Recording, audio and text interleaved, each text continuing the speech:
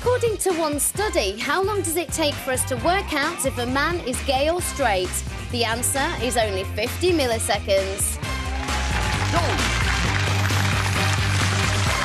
A study by American University Tufts 2 years ago found that we really do have a kind of gaydar. We can sense in a 20th of a second whether or not someone is gay or straight, and we're right 2/3 of the time.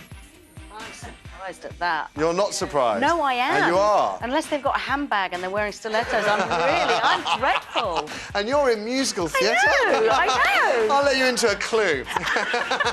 Just assume everyone is. Is that what you do? No, I've got a friend. Oh God, they're going to. I've got a friend in the Royal Ballet, and he claims that he is, you know, one of, if not the only, straight dancer in the Royal Ballet, which identifies him by default. And he has a wonderful time. I bet he does. He really does.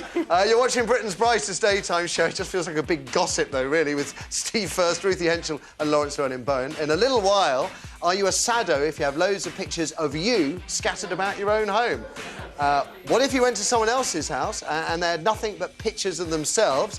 Don't you think that would be weird or maybe wonderful? 0207 173 5555 is the number. Why not use it? It is weird, isn't it? Yeah. Right. Thank you.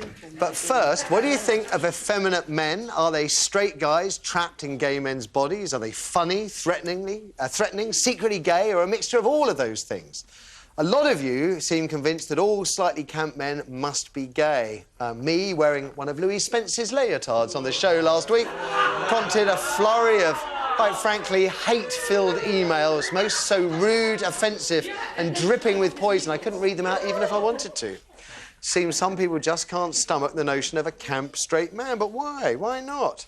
I thought we'd get over this 10 years ago when someone coined the phrase metrosexuals and David Beckham started poncing about with a man bag.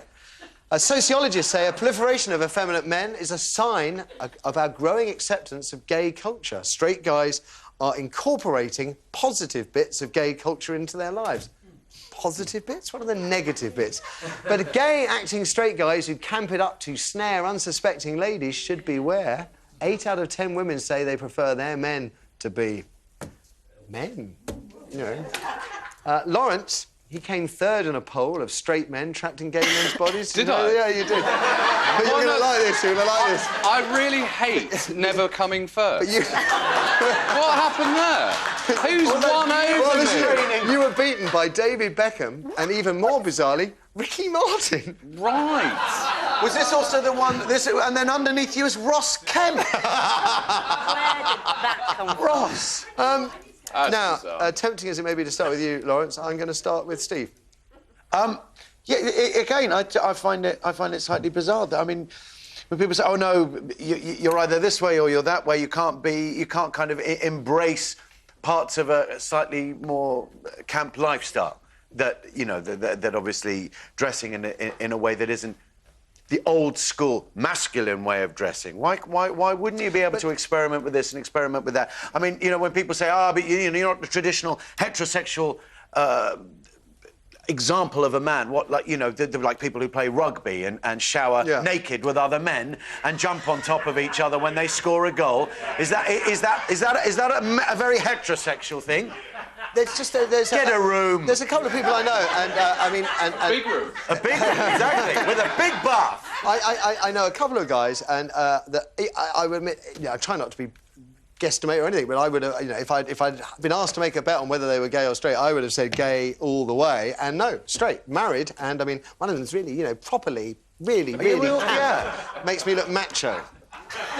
No, surely not. Yeah, that can. Even after the "I want to audition for hair" vest, the kind of... Thank you. Ruthie. If there was a straight man, you know, who had the gay tendencies, I would marry him in a heartbeat. I really would. My, of course, because I'm in show business, but many of my good friends are gay, and I love hanging out with gay men because they are the fabulous people to take shopping with you. Yeah. But not just that, there is... I don't know. I mean, I don't go for just the you know, the macho, or... I love the sensibility and the... I don't know what it is. Do you think, I mean...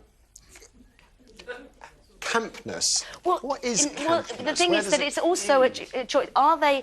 I mean, I know a couple of guys, gay friends of mine, who are married, and they are as you know, men as you can get. They just happen to fall in love with each other. But, yes, there is something about them being a fabulous best friend. What is campness, Lawrence? Well, I mean, exactly. Where does the definition come from? I mean, I think what this is all about, really, is the fact that we're beginning to erode stereotypes. And that actually the funny thing is to talk about traditional male attributes. Actually, you go back 150 years, and well, you know, provided you weren't sort of an agricultural labourer, but men were supposed to be cultured, witty, extremely well-dressed. You were supposed to be able to operate on what we would now perceive as quite a feminine level. Actually, the 20th century was a very bizarre, almost anti-male period in many ways. There was an enormous amount of sociological and social movement with the way that things got better. But basically, men were very constrained and constricted. I did a series for Radio 4 last year about male fashion and the fact that it seemed to stop dead in the 1860s, 1870s for most men, until really very, very recently. Because in the animal kingdom, the male is demonstrably male displayer, and the female is dowdy and hidden away in the bush somewhere. I mean, I think the thing is, for most, I think for most intelligent women, watch that, you're the one wearing mascara. Let's say this now. And he applied it himself rather than a makeup artist. Yeah. No, the lovely makeup artist is about to say, "Oh no, I'll do it." You're all fingers and thumbs.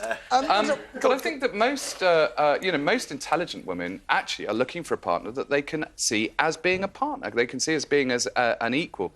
That you believe in the same sort of things. That you have the same sort of responses. So the closer the two closer the sexes behaviour becomes. Yeah. I think that's why women love the gay man, because they are, you know, slightly more gay in touch. Men, but I sort of slightly resent the kind of ghettoisation of it being gay characteristics. Yeah, well, that's kind of... I mean, there's something else I know is most gay people I know speak with a quite flowery, camp voice, but some don't. Is it something? Is it an affectation? Is it? I think this is moving. I mean, I know more and more and more gay men that you would be. It's very, very difficult to get them on the gaydar in a way that, say, 20 years ago, it was much, much easier. I think some people find the gay scene quite off-putting, don't they? But then along comes someone like Alan Carr and then will reinforce the stereotype of how a gay person would speak. I'm not saying there's anything wrong with it, but in terms of... You know, I agree. I mean, there's a lot of gay friends that I've got that you wouldn't know. I mean, but they don't have a kind of affected siblings. Yeah. They don't play up to the part. But in terms of media representation, that we still love a very camp. OK. I think that's a sort of a showbiz theatrical tradition. It's like Paul O'Grady. It's the one that we see. You know, but that goes back for hundreds of years. I've got to jump in. I want to just get some opinion from our audience. Eric? OK, well, it's me, Yellow. In the break, you described your boyfriend as slightly dandy. I mean, is that OK? Well, absolutely. If he could wear the wigs and the peacock feathers, he would. And he's wonderful. He's witty, he's cultured, he's charming. Could you find yourself equally drawn to some rough, tough, macho... I had that before.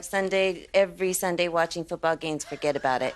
Now I go to the theatre, I go to the museums, I go to culture. So you're, as Lawrence said, you have more in common. It's meeting somewhere in the middle. You just found a partner who's much more compatible. Yeah. And you're obviously someone that enjoys what you wear and you think about what you wear, so therefore you're going to find a partner that does the same. You're not going to go out with a scrub. Actually, he dresses me. Really? Yes. That's probably a line there. It's gone over the edge now. You thought you were doing really well. Rein him in.